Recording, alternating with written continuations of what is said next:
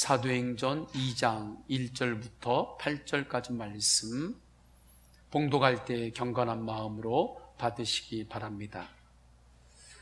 오순절 날이 이미 이름에 그들이 다 같이 한 곳에 모였더니 호련히 하늘로부터 급하고 강한 바람 같은 소리가 있어 그들이 앉은 온 집에 가득하며 마치 불의 혀처럼 갈라지는 것들이 그들에게 보여 각 사람 위에 하나씩 임하여 있더니 그들이 다 성령의 충만함을 받고 성령이 말하게 하심을 따라 다른 언어들로 말하기를 시작하니라. 그때 경건한 유대인들이 천하 각국으로부터 와서 예루살렘에 머물러 있더니 이 소리가 나매 큰 무리가 모여 각각 자기의 방언으로 제자들이 말하는 것을 듣고 소동하여 다 놀라 신기하게 여겨 이르되 보라, 이 말하는 사람들이 다 갈릴리 사람이 아니냐?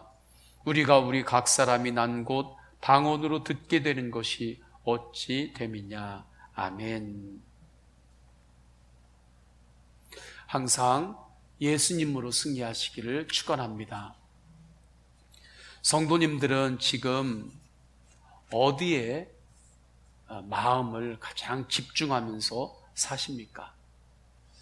마음의 중심이 지금 어디에 가장 집중되어 있습니까?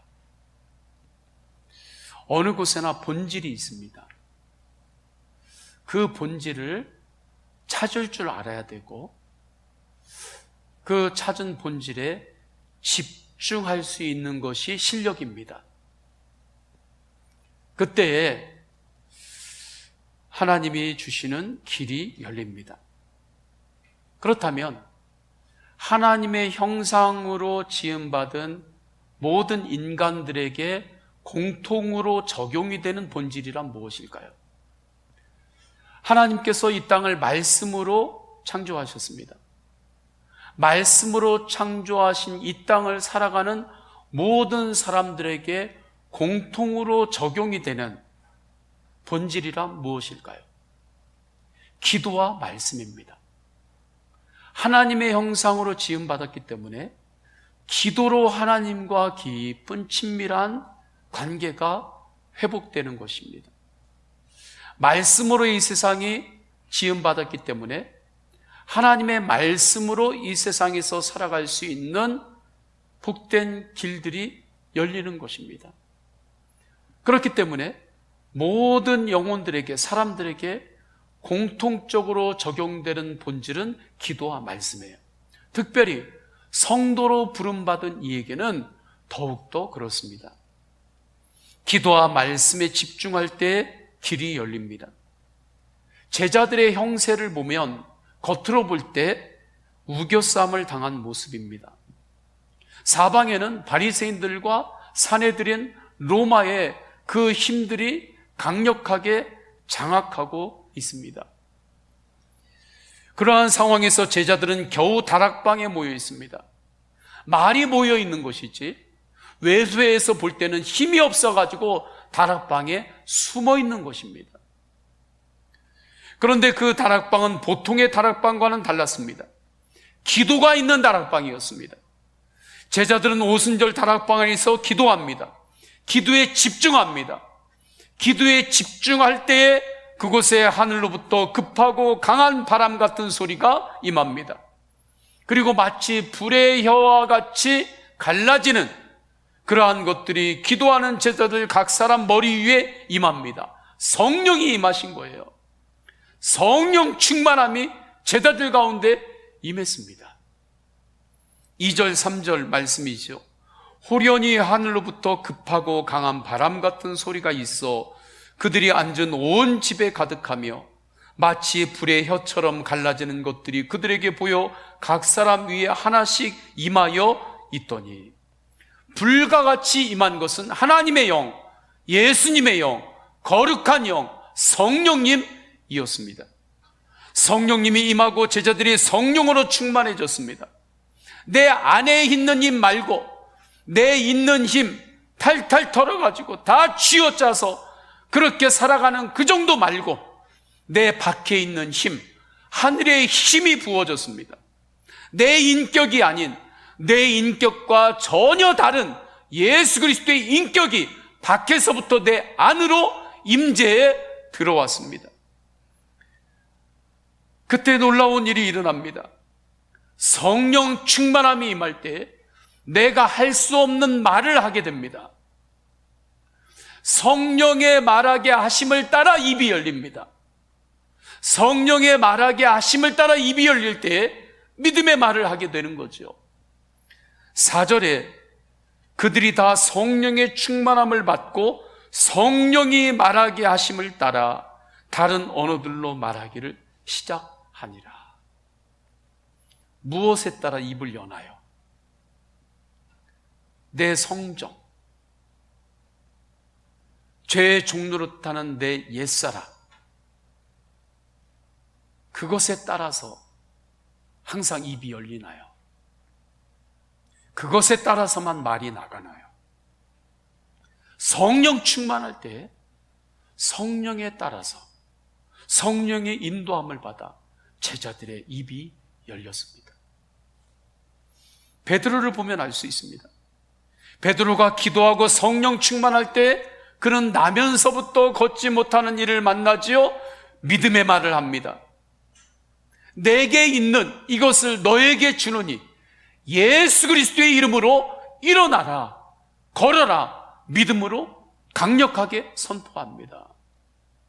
나에게 금과 은은 충분하지 않지만 내 안에 예수 그리스도가 살아계시는데 예수 그리스도의 이름으로 내가 입을 열어 말하노니 예수님의 이름 붙들고 일어나 걸으라. 베드로는 믿음의 말을 합니다.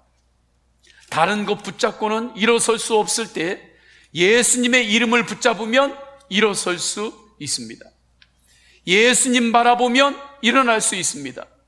걸을 수 있습니다. 사도 베드로가 마음으로 이렇게 말했겠죠. 나에게도 부끄럽게 넘어진 자국이 있습니다. 나에게도 나는 부끄러운 자국이 있는 사람입니다. 예수님 앞에서 정말 부끄러운 말을 했고 부끄러운 행동을 했던 사람입니다. 그때 십자가가 뭔지도 모르고 그랬습니다. 부활 복음이 무엇인지도 모르고 그렇게 넘어졌습니다. 십자가 예수님께 그렇게 말씀은 많이 들었지만 그 십자가가 뭔지도 모르고 그렇게 내가 말했고 그렇게 넘어졌습니다. 그런데 부활하신 예수님을 만나고 십자가의 능력과 사랑을 알았습니다. 십자가를 붙잡고 위로받았습니다. 십자가를 붙잡고 일어났습니다. 바리새인들과 로마 박해자들에게 우겨쌈을 당하면서 내가 다락방에 있었습니다. 그런데 그 우겨쌈을 당할 것 같은 다락방이 예수님을 바라보며 기도할 때 역전의 자리로 바뀌었습니다. 능력의 자리로 바뀌었습니다. 고린도후서 4장 8절에서 10절 말씀, 우리가 사방으로 우겨쌈을 당하여도 쌓이지 아니하며 답답한 일을 당하여도 낙심하지 아니하며 박해를 받아도 버림받지 아니하며 거꾸러뜨림을 당하여도 망하지 아니하고 우리가 항상 예수의 죽음을 몸에 짊어짐은 예수의 생명이 또한 우리 몸에 나타나게 하려 함이니라. 항상 예수님의 죽음을 나의 몸에 짊어지면 예수님의 십자가가 나의 십자가가 되었고 예수님의 생명이 또한 우리 몸에 나타나게 하려 함이니라. 부활의 복음의 능력이 나에게 임했습니다. 나는 죽고 예수로 사는 복음으로 나아갈 때 우겨쌈을 당하여도 나는 쌓이지 않았습니다.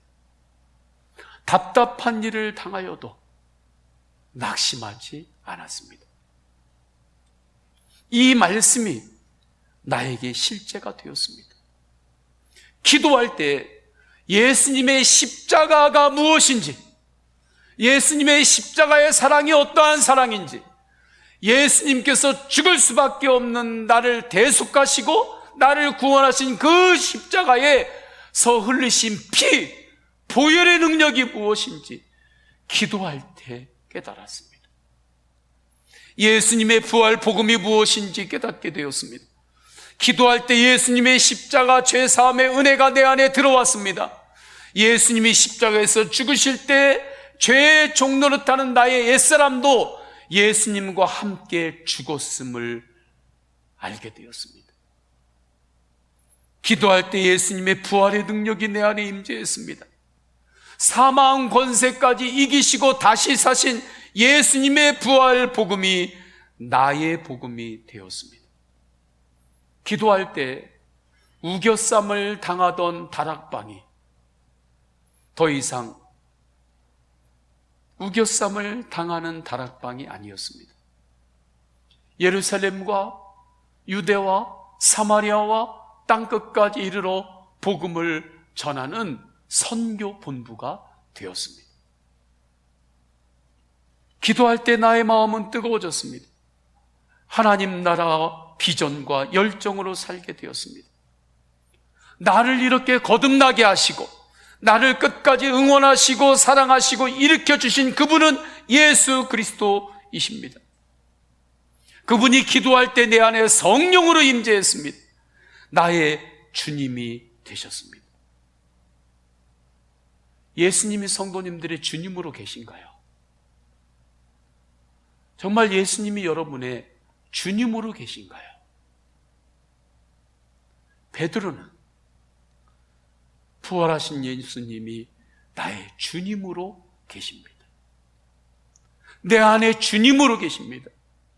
나의 주님이신 예수 그리스도 사망 권세까지도 이기신 부활하신 예수님을 바라보며 일어나 걸으십시오.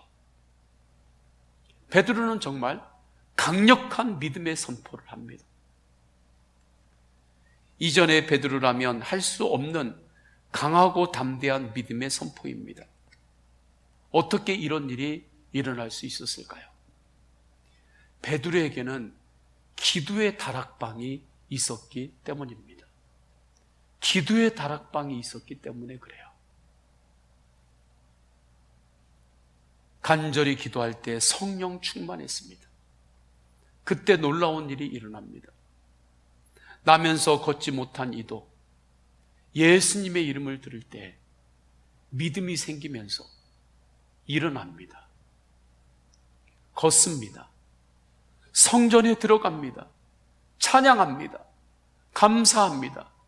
은혜의 길, 사명의 길, 생명의 길이 그에게 열렸습니다. 본질에 집중하면 길이 열립니다. 성도님들의 마음의 중심을 지금 어디에 집중하고 있습니까? 하루를 살 때 항상 머릿속에 있는 게 있죠? 항상 내 머릿속에 있는 그것이 무엇입니까? 어떤 생각이 항상 내 머릿속에서 떠나지 않습니까? 예수님이십니까? 본질에 집중할 때 길이 열립니다. 성도의 본질은 기도입니다. 기도할 때 길이 열립니다. 열왕기상 18장에 보게 되면 엘리야가 갈멜산에서 바알과 아세라 선지자들과 1대 850으로 영적 전쟁을 벌입니다. 제단 위에 제물을 올려놓지요. 엘리야가 먼저 제단에 무너진 것을 수축합니다. 하나님 앞에 드리는 예배 가운데 내 안에 무너진 곳은 없는지 돌아보라는 거지. 내 안에 무너진 예배의 단임 어디가 있는지 그것을 수축하고, 그리고 엘리야가 하나님 앞에 정말 목숨을 걸고 간절히 기도합니다. 하늘에서 불이 임하지요. 다락방에서는 성령님이 임할 때 불같이 임했고, 구약에서는 하나님이 임재할 때 정말 불로 임합니다. 불로 임하시며 그 제물을 받으셨습니다. 바알과 아세라의 그 우상을 섬기는 선지자들과의 그 영적 싸움, 1대 800명이 넘는 그 싸움에서 승리했습니다. 엘리야의 기도가 승리한 것입니다. 기도로 살 길이 열렸고 승리의 길이 열린 것입니다. 이어서 엘리야는 또 기도합니다. 이스라엘 땅에 3년 6개월 동안 극심한 가뭄이 있었습니다. 하나님 앞에 은혜의 단비를 구하며 기도합니다. 은혜의 단비를 위하여 기도해요. 우리가 코로나로 어려움이 시작된 지 3년 지났나요? 아직 3년 안 됐죠. 극심한 가뭄으로 비 한 방울 내리지 않는 그 시간이 3년 6개월 동안 진행이 됩니다. 이스라엘 땅은 평소에 물이 많은 땅이 아니에요. 그래서 비가 오지 않으면 바로 극심한 가뭄의 고통으로 바로 진입하는 땅입니다.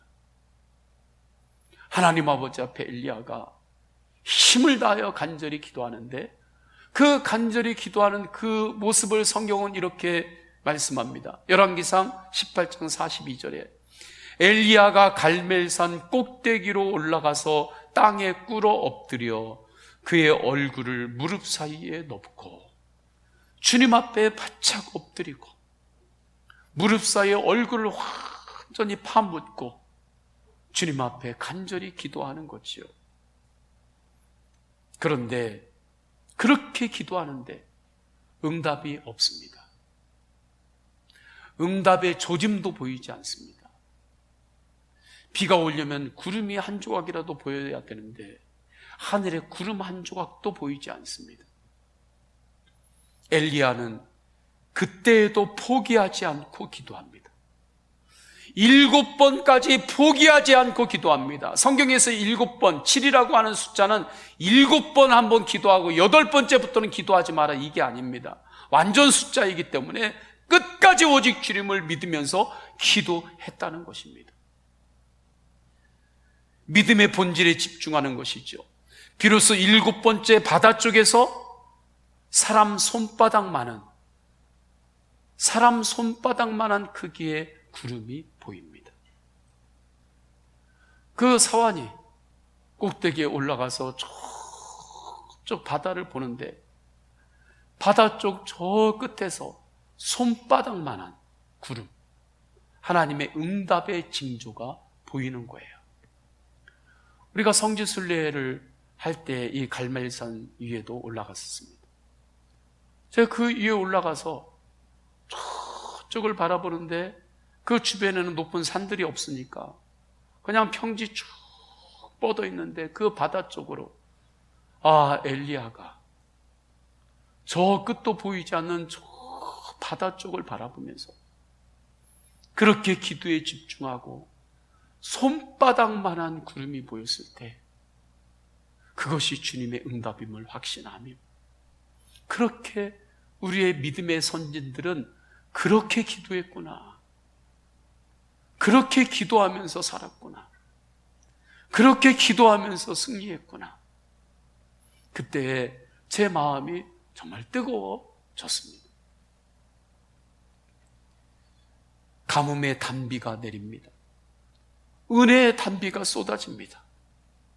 성경을 보면 하나님의 사람들은 더욱 본질에 집중해야 할 때를 압니다. 그 때를 알아요. 모든 하나님의 사람들은 더욱 본질에 집중해야 될 때가 언제인지 그것을 알아요. 그것이 지혜입니다. 그렇기 때문에 기도해야 할 때 반드시 기도합니다. 그때 하나님께서 길을 열어주세요. 이것이 성경의 역사입니다. 화해의 길을 열어주십니다. 감사의 길을 열어주십니다. 회복의 길을 열어주십니다. 회개의 길을 열어주십니다. 나에게는 전혀 회개할 것이 없는 것 같았었는데 기도하며 주님 앞에 집중하며 본질에 집중하다 보면 회개의 길이 열립니다. 응답의 길을 열어주십니다. 사명의 길을 열어주십니다. 제자들이 다락방에서 기도할 때 그들에게 사명의 길도 열어주셨습니다. 회개의 문도 열어주셨습니다. 한 번 사는 인생, 제자들도 그저 생존을 위해서 살다가 자연사 할 수 있었습니다. 그러나 그들은 생존만을 위해서 산 것이 아니라 사명을 위해 살았습니다. 부활의 증인으로 살았습니다. 영혼 구원을 위해 전도하며 선교적인 삶을 살았습니다. 우리 중에 앞으로 100년 이후에도 이 땅에 살아있을 분들이 얼마나 되실까요? 지금 이곳에 있는 우리들 안에 100년 이후에도 이 땅에서 살고 있을 분은 아마 거의 없을 거예요. 있을 수도 있습니다. 있을 수도 있지만 아마 거의 없을 거예요. 100년 이후에도 이 땅에서 살아있을 사람들은. 아무리 건강관리를 잘해도 100년 이후까지 이 땅에서 살아있을 사람은 우리 중에 거의 없을 거예요. 주님께서 우리에게 허락하신 최대의 연수입니다. 언젠가는 주님 앞에 다 서야 합니다. 아무리 지금 건강관리를 잘하고 있다 하더라도 언젠가 우리는 다 주님 앞에 다 서게 돼요. 그날까지 한 번 사는 인생, 주님의 영광을 위해 쓰임받는 인생이 되기를 축원합니다. 전도와 선교를 위해, 하나님 나라를 위해 쓰임받는 인생이 되기를 축원합니다. 저는 지금이 정말 믿음을 배울 때라고 생각합니다. 요즘 코로나로 여러 가지 어렵잖아요. 우리 교회도 지난주에 여러 가지 코로나로 과정을 진행하면서 여러 어려움들이 있었죠. 기도하는데 주님께서 저에게 이렇게 말씀하십니다. 지금이 진짜 믿음을 배울 때다. 지금이 믿음을 배울 때다. 오직 주님만을 의지하는 믿음이 뭔지 믿음을 배울 때고, 지금이야말로 소망이 무엇인지 소망을 배울 때다. 주님께서 그렇게 말씀하십니다. 정말 지금이 믿음을 배울 때입니다. 코로나 재확산으로 인하여 여러 가지 어려움들이 있습니다. 갑자기 전혀 다른 환경에 놓여진 것과 같습니다.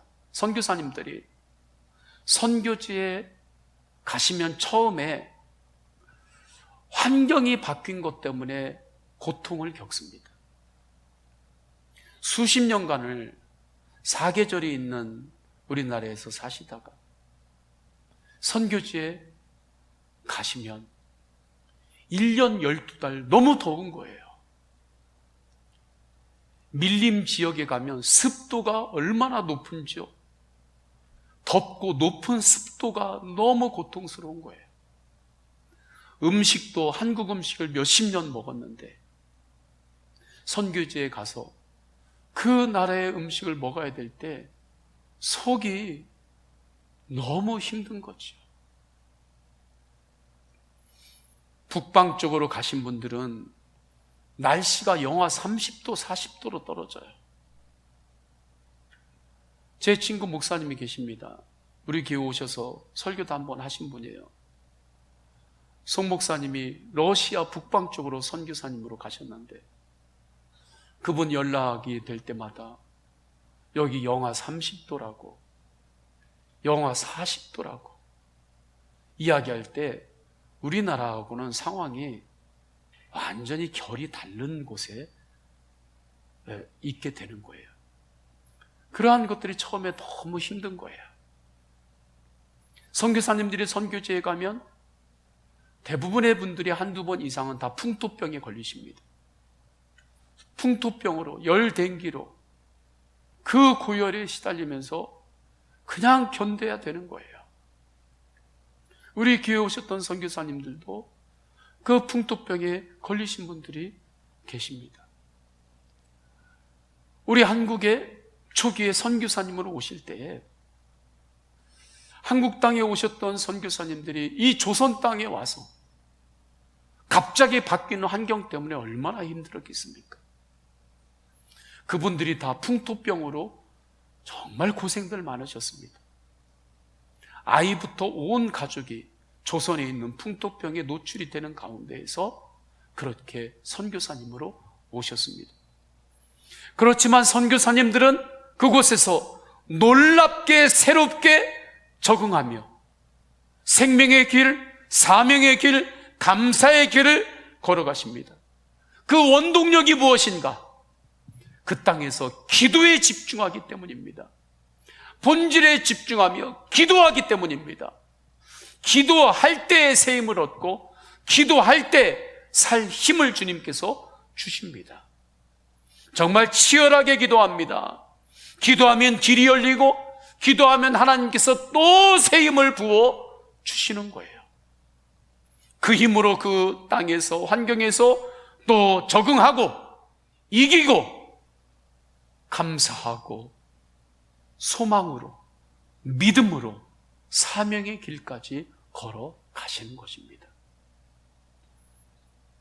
코로나로 인하여 우리는 여러 가지 위험과 새로운 환경에 놓였습니다. 그러나 우리는 이 가운데서도 응답의 길, 축복의 길, 소망의 길, 사명의 길을 걸을 수 있습니다. 이 어려운 상황에 우리는 충분히 적응할 수 있고 이길 수 있습니다. 그 길은 기도하는 교회에게 열립니다. 그 길은 기도하는 사람에게 열립니다. 상황은 적응하면 되는 거예요. 그리고 기도할 때 이길 수 있습니다. 그것이 선교의 역사고 교회의 역사고 복음의 역사입니다. 예수 동행일기 저널에 소개된 송선아 집사님이 계십니다. 그분은 수원역에서 7년째 노숙인들을 섬기고 계십니다. 코로나 이전에는 쉼터에서 섬겼고 지금은 월요일마다 일주일에 한 번씩 도시락을 만들어서 100명 정도 되는 분들에게 매주마다 섬기고 계십니다. 그 사역을 시작하게 된 계기가 있습니다. 이분이 큰 사업을 하고 있었는데 사업체에 불이 났습니다. 국가수에서 화재 검사를 하고서 화재의 원인은 사업주인 당신에게 있다고 판결을 내립니다. 그 이후에 구상권이 청구가 되는데 수십억 원 그 이상의 구상권들이 막 청구가 되는 거예요. 그때부터 재판을 시작합니다. 10년이 넘도록 그 재판을 진행하는데 몸과 마음이 너무 힘든 거예요. 이분이 할 수 있는 것은 교회에 나와 기도하는 것이었습니다. 교회에 나와 주님 앞에 기도하고 기도하면서 하나님의 말씀을 읽습니다. 하나님의 말씀을 읽는데 신명기 10장 8절 말씀을 통해서 노숙자 사역을 하라는 주님의 감동을 주시는 감동을 받습니다. 이분이 그 감동을 받았을 때 자기 머리를 치면서 야, 너 정신 차려라.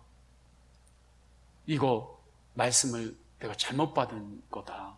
너 정신 차려 하면서 스스로에게 이야기했다고 합니다. 그런데도 말씀을 읽고 기도하는데 주님께서 계속해서 그 감동을 주시는 거예요. 이분이 아무에게도 이야기하지 않고 주님 앞에 그러면 같이 할 수 있는 사람을 인도해 주세요. 기도를 해보았습니다. 그런데 놀랍게 그 다음 주부터 그분이 알고 있는 지인인 윤은주 집사님이 계속해서 3주 동안 집사님 봉사할 곳 어디 없어요? 봉사할 곳 어디 없나요? 봉사할 곳 어디 없나요? 이분에게 계속해서 묻는 것입니다. 이분은 그때 정말 하나님의 음성으로 들리면서 그랬다고 해요. 그래도 선뜻 할 수가 없어서 다시 하나님 앞에 아무에게도 이야기하지 않고 이렇게 기도합니다. 하나님, 저에게 밥통을 주세요. 밥통을 주시면 제가 좀 그것을 보겠습니다.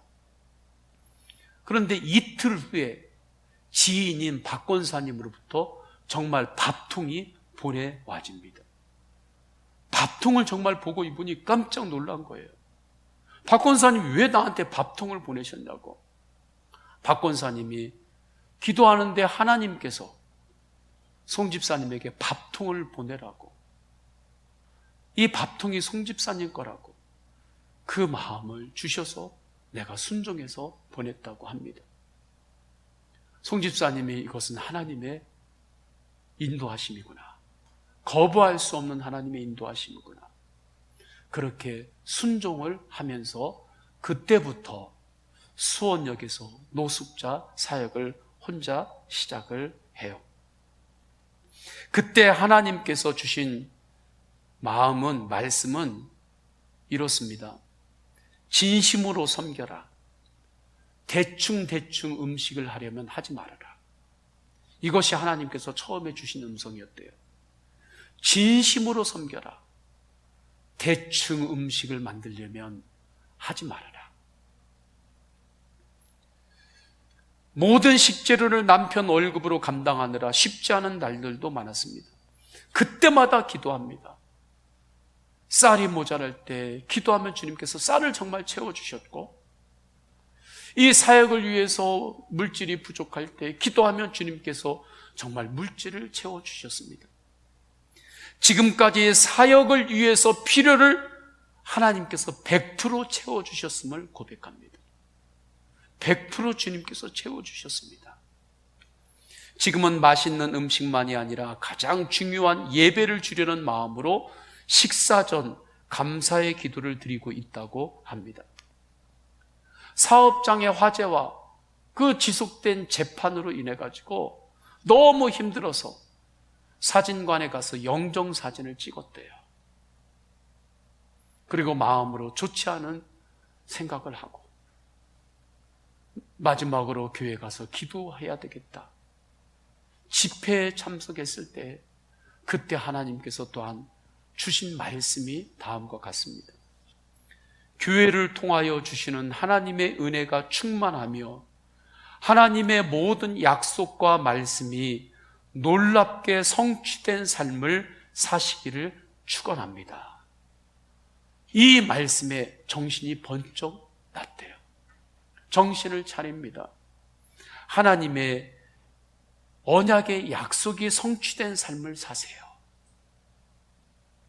영적 본질인 기도와 말씀을 통하여 그분에게 생명의 길, 소망의 길, 감사의 길, 사명의 길까지 열린 것입니다.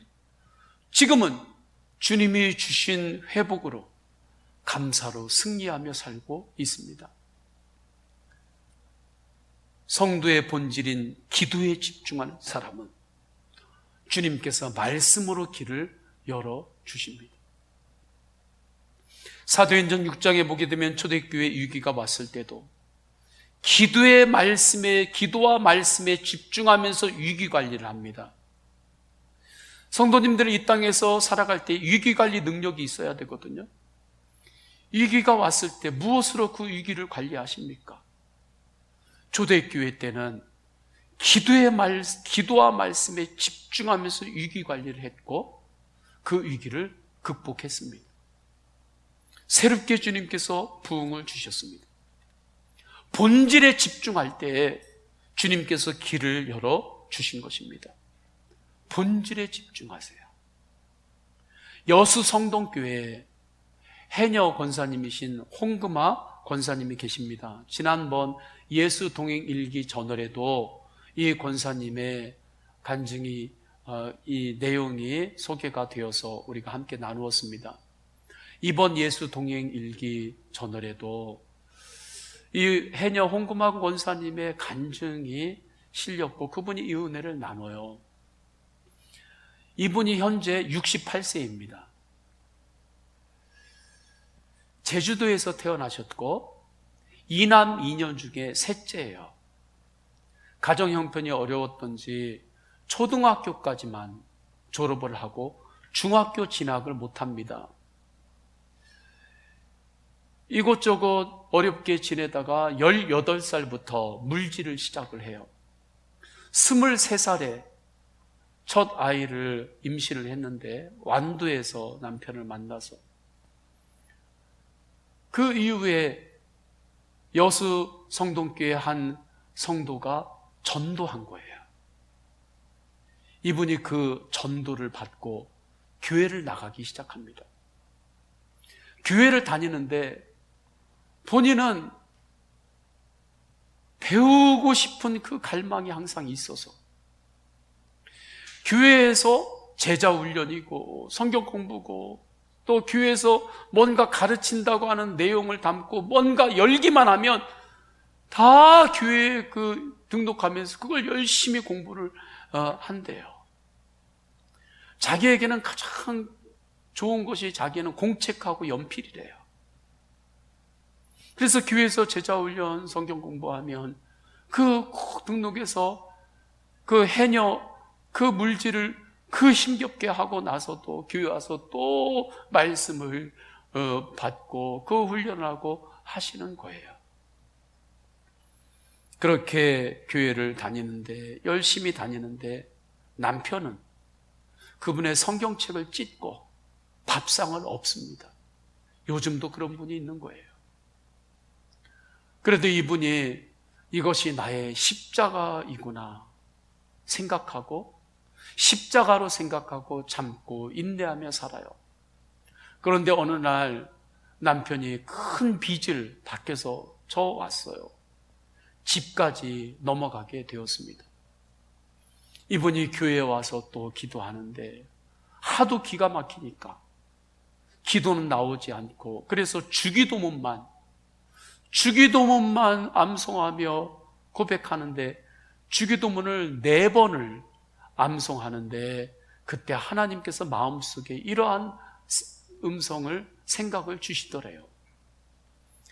나는 수없이 많은 사람을 용서했는데 너는 다른 사람도 아닌 네 남편도 용서 못하냐?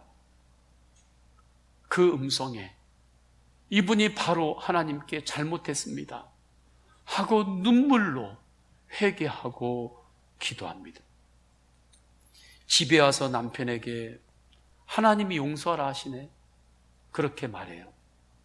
남편이 나도 이제 자네 다니는 교회 나갈라네 그렇게 이야기하고 그 이후부터 함께 교회 나옵니다.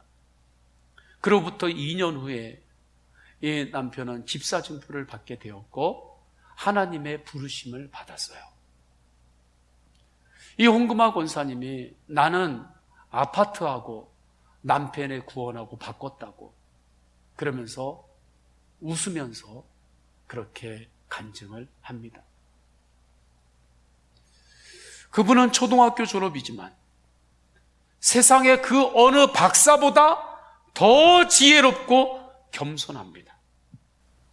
녹록지 않은 인생이었지만 이분이 간증을 하는 내내 저는 항상 부끄럽지요. 항상 저는 부끄럽지요.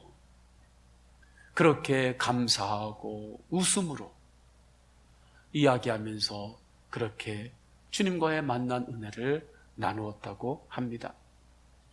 정말 본질에 집중할 때 주님께서 때마다 돕는 은혜를 베풀어 주셔서 길을 열어 주신 것입니다. 어떠한 상황에서도 본질에 집중하면 주님께서 길을 열어 주십니다. 소망의 길, 감사의 길, 응답의 길, 축복의 길, 사명의 길, 전도의 길 주님께서 열어 주십니다. 올림픽 경기를 하고 있습니다. 선수들이 힘을 다해 경기를 하고 메달을 딸 때 마음이 먹먹해지지 않아요? 제가 메달을 딸 때 제 옆에서 저희 딸도 같이 보았는데 저희 딸 야! 하고 큰 소리는 못 내지만 이렇게 하면서 좋아하죠. 메달 땄다고. 근데 저는 그때마다 제 입에서 나오는 첫 마디는 뭐냐면, 야, 고생했다. 애썼다. 수고했다. 여기까지 오느라고, 야, 고생했다.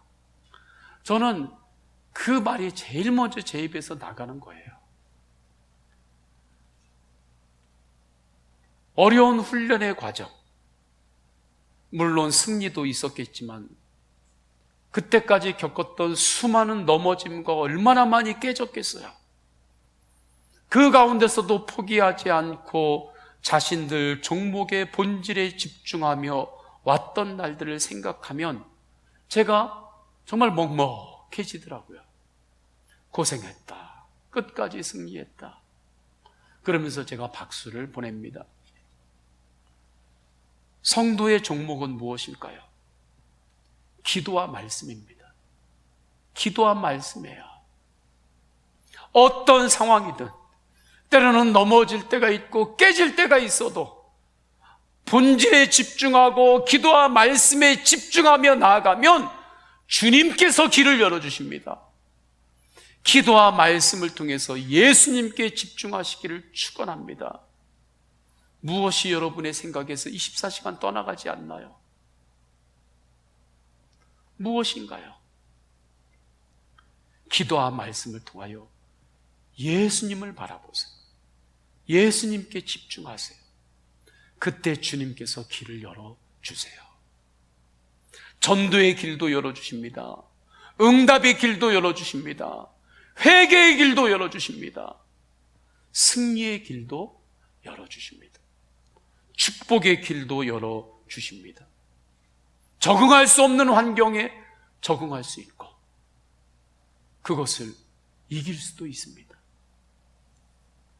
매일 기도하고 매일 성경을 읽고 말씀을 들으시기를 축원합니다. 새벽 예배의 말씀도 영상으로 계속 올라가잖아요. 새벽 예배의 말씀도 영상으로 계속 들으세요. 이 은혜의 눈이 열리게 되면 이제 하나님은 하나님께서 주신 여러분 삶의 모든 영역에서 무엇이 본질인지 볼 수 있는 눈도 열어주십니다. 그래서 우리가 이렇게 기도해야 돼요. 우리가 기도와 말씀을 통해서 영적인 본질 예수님께 집중하고 또 하나님께서 성도님들에게 허락하여 주신 삶의 모든 영역이 있잖아요. 일터도 있고 직장이 있고 만남들이 있고 속회도 있고 선교회도 있고 위원회도 있고 모든 그 삶의 영역들이 있잖아요. 주님 그 모든 삶의 영역에서 그곳에 본질과 핵심을 볼 수 있는 주님 눈을 열어 주옵소서. 그렇게 기도하세요. 그러면 주님께서 그 눈을 열어주세요. 그럼 삶의 모든 영역에서 일터든 학교든 학업이든 모든 면에서 본질을 볼 수 있는, 핵심을 볼 수 있는 눈을 주님께서 열어주실 때 그곳에 집중하는 것이 실력이고 그때 주님은 각 삶의 영역에서 가장 선한 길로 주님께서 열어주시고 인도하십니다. 그러기 위해서 기도와 말씀에 집중하고 본질에 집중하고 기도의 말씀을 통해 더욱 예수님께 집중하시기를 축원합니다. 주님께서 역사하십니다. 우리 다 함께 찬양하십니다. 다 함께 찬양하실 때 마음이 상한 자를 고치시는 주님, 우리의 길을 인도하시는 예수님 바라보며 다 함께 찬양하십니다.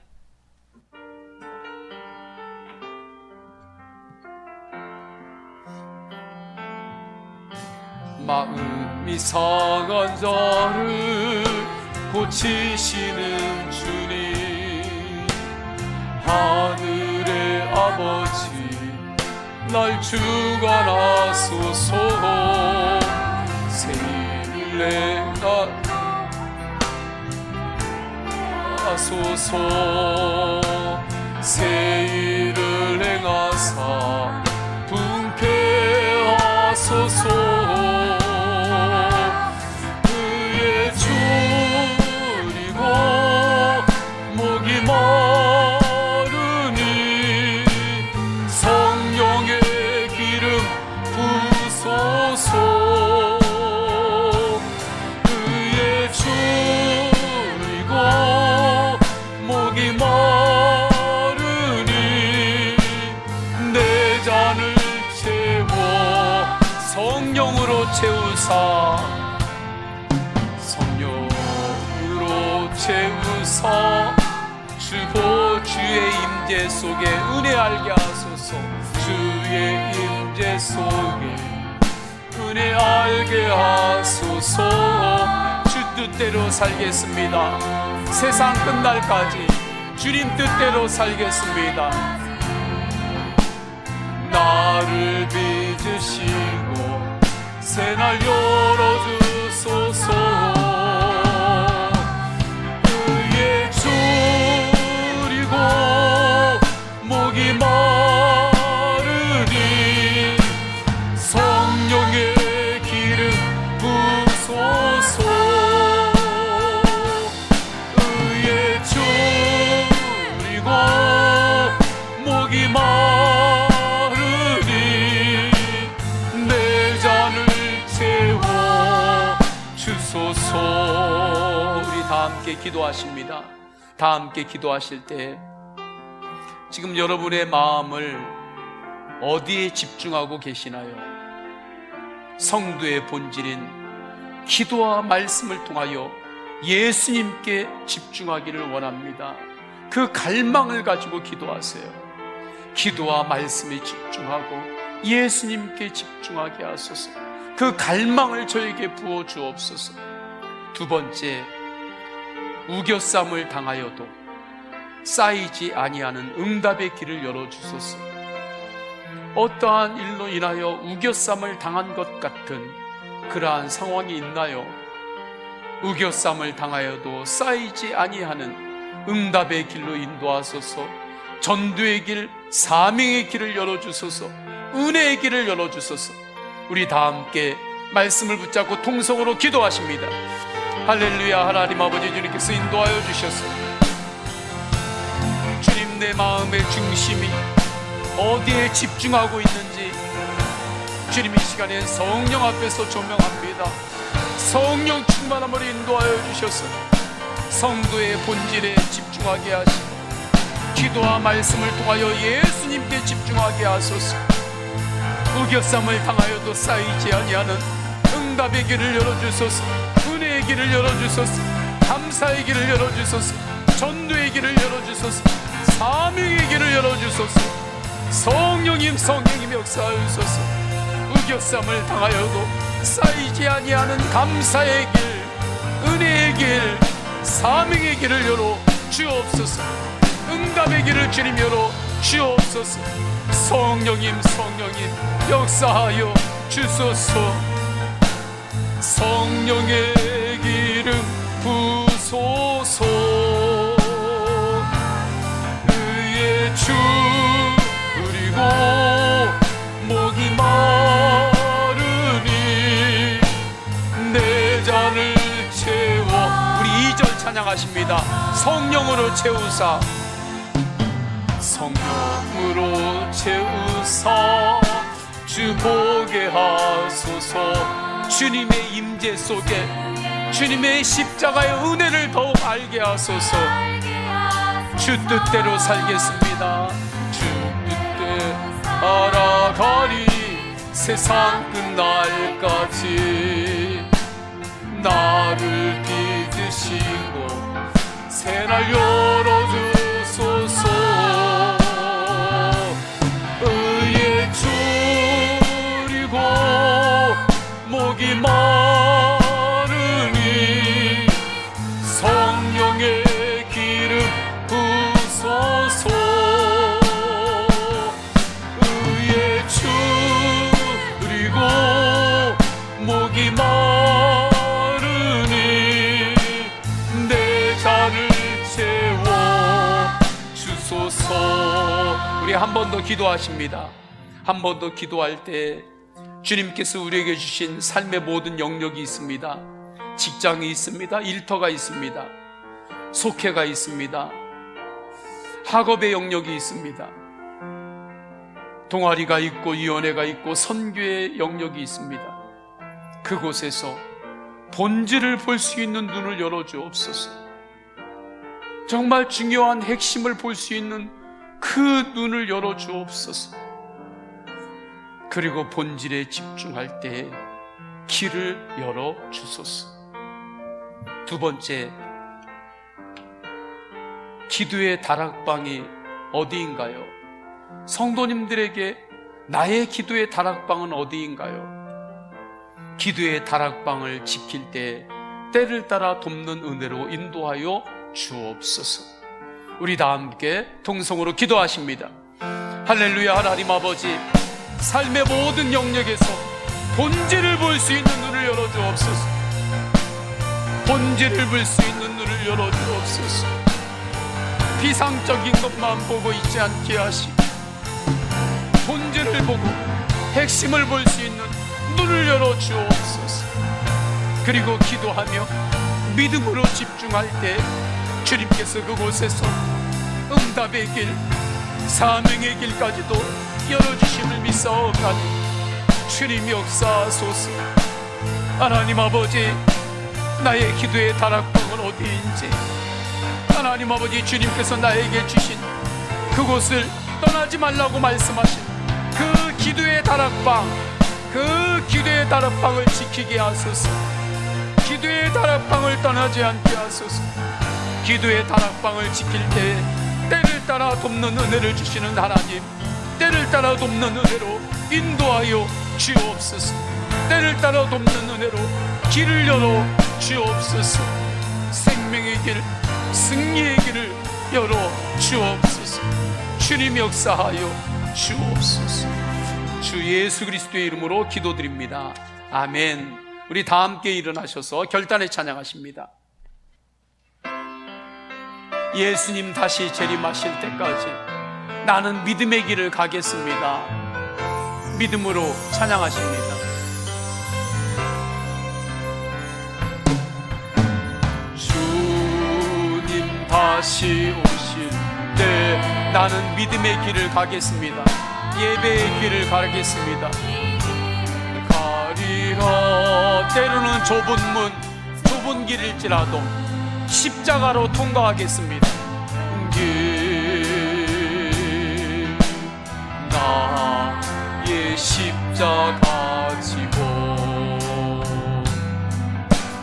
나의 가는 이 길 끝에서 나는 주님을 보리라. 영광의 내 주님, 영광의 내 주님, 나를 맞아 전심으로 고백합니다. 주님 다시 오실 때까지, 주님 다시 오실, 나는 믿음으로 일어나겠습니다. 나는 일어나 달려가리라. 주의 영광 온 땅 덮을 때 나는 일어나 노래 예수님을 사모합니다. 내 사모하는, 내 사모하는 주 예수님은 온 세상의 구주이십니다. 구주신 내 사모하는 주님, 내 사모하는 주님, 영광에 우리 두 손 들고 고백합니다. 내 사모하는 주님, 내 사모하는, 믿음으로 선포합니다. 예수님만이 온 세상의 구주이십니다.